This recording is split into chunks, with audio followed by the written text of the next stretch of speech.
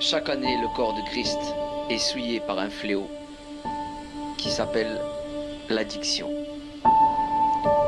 Et à un moment charnière de la foi, désirant se tourner vers Dieu, l'addiction peut nous freiner. L'addiction peut nous empêcher d'aller droit au but. Ou encore, de s'engager concrètement dans l'eau du baptême. Une forme de culpabilité s'installe chez l'homme ou la femme lors de l'addiction. Cette culpabilité freine la personne dans sa foi et empêche la personne de s'épanouir dans sa spiritualité et dans sa vie. Mais alors, comment faire pour s'en sortir face à cette addiction? Quelle qu'elle soit connue, il y a forcément une porte de sortie. Et il faut atteindre cette porte de sortie pour sortir un cœur de l'addiction. C'est là le fléau du corps de Christ. Et quand la culpabilité s'installe, c'est là que vient le doute et le manquement, la chute. Après plusieurs reprises, la chute et encore la chute. Face à toutes ces déceptions, le rejet s'installe peu à peu et l'envie.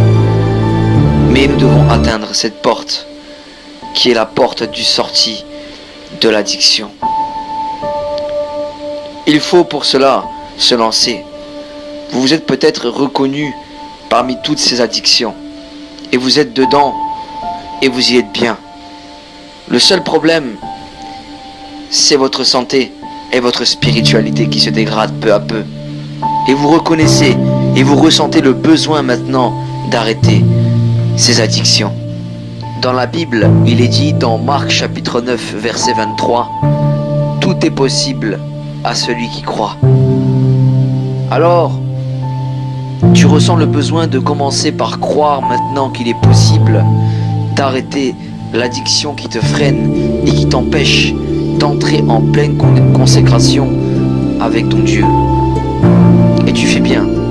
C'est pourquoi tu tombes sur cette vidéo et que tu t'es reconnu parmi toutes ces addictions et que maintenant tu vas prendre cette décision aujourd'hui d'arrêter ton addiction qui te colle à la peau.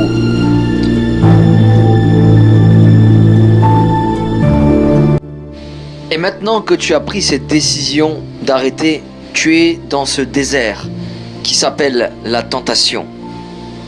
Tu as des moments où tu es faible et où tu ressens fortement le besoin de le faire.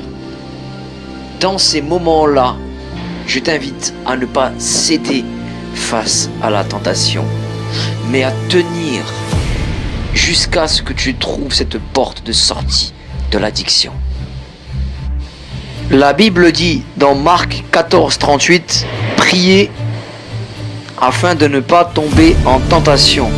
L'esprit est bien disposé, mais la chair est faible. » Votre chair va avoir tendance à réclamer l'addiction. Et pour ne pas tomber dans l'addiction, il vous faudra prier. C'est pourquoi nous allons commencer par une prière que nous allons dire ensemble. Dites, Seigneur, j'ai cette addiction. Et là, vous dites cette addiction que vous avez. Aujourd'hui, je renonce à cette addiction pour obéir à ta parole et je demande ton aide.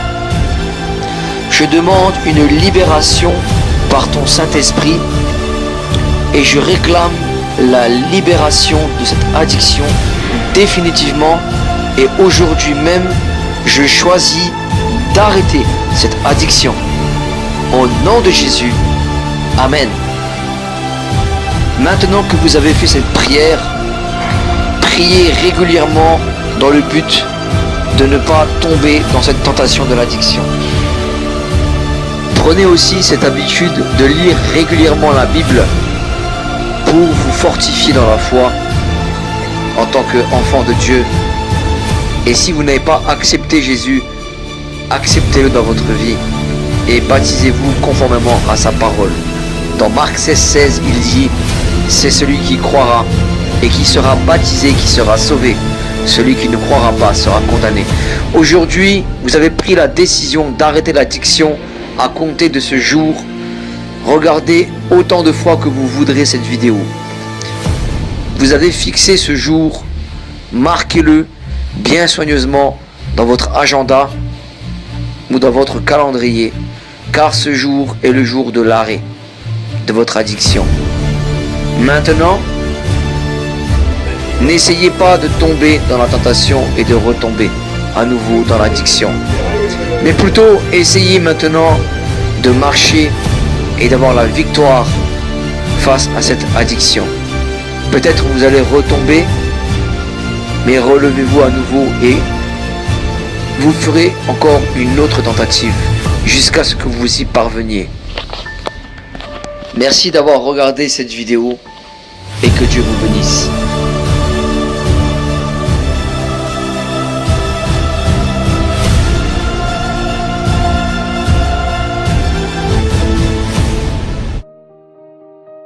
Je suis alcoolique. J'ai besoin de votre aide. Ne me sermonnez pas. Ne me blâmez pas. Ne me laissez pas provoquer votre colère. Si vous m'attaquez, verbalement ou physiquement, vous ne feriez que confirmer la mauvaise opinion que j'ai de moi-même. Je me déteste déjà suffisamment. Ne permettez pas que votre amour pour moi et votre inquiétude vous portent à faire à ma place ce que je devrais faire moi-même. Si vous assumez mes responsabilités, vous m'empêcherez irrémédiablement de le faire. Mon sentiment de culpabilité augmentera et vous m'en voudrez. N'acceptez pas mes promesses. J'accepterai n'importe quoi pour me tirer d'affaire. Mais la nature de ma maladie m'empêchera de le tenir. Mais la mauvaise opinion que j'ai de moi-même. Je me déteste déjà suffisamment. Ne permettez pas que votre amour pour moi et votre inquiétude vous portent à faire à ma place ce que je devrais faire moi-même. Si vous assumez mes responsabilités, vous m'empêcherez irrémédiablement de le faire. Mon sentiment de culpabilité augmentera et vous m'en voudrez. N'acceptez pas mes promesses. J'accepterai n'importe quoi pour me tirer d'affaire. Mais la nature de ma maladie m'empêchera de le tenir. Y a qu'une poignée de trucs auxquels je tiens vraiment dans la vie. Mon corps, mon appart, ma voiture, ma famille, Amen. mon église.